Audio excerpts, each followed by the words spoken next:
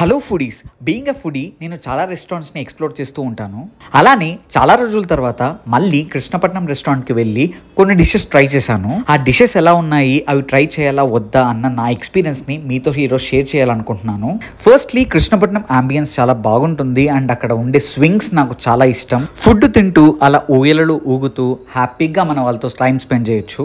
Singaraya wings, బట్టి chicken, golichina మాంసం మరియు చికెన్ రోస్ట్, ఈ స్టార్టర్స్తో మా ఫుడ్ని శుభప్రదంగా స్టార్ట్ చేసాము. Butter chicken is their signature dish and అది చాలా చాలా టెరిఫిక్గా ఉంది. నాకైతే చాలా బాగా నచ్చింది. గోలిచ్చిన మాంసం కూడా వాళ్ళ సిగ్నేచర్ డిష్ అండ్ అందులో అథెంటిసిటీ అదిరిపోయిందండి. Pure south Indian flavour, masala ఫ్లేవరే చాలా యూనిక్గా ఉంది అండ్ అందులో ఘాటు స్పైసీనెస్ అదిరిపోయింది.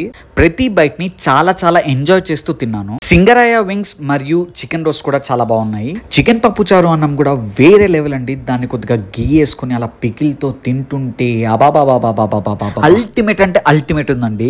నాకైతే మేము ఆర్డర్ చేసిన ప్రతి ఐటమ్ నచ్చింది అండ్ ఒక్క డిష్ కూడా మమ్మల్ని డిసప్పాయింట్ చేయలేదు. మీరు గనక అంతకుముందు కృష్ణపట్నం రెస్టారెంట్కి వెళ్ళుంటే మీకు నచ్చిన డిష్ ఏంటో కామెంట్ సెక్షన్లో మెన్షన్ చేయండి. అండ్ ఇలాంటి మంచి కంటెంట్ అండ్ వీడియోస్ కోసం do like, share and subscribe. Life is Zindagi.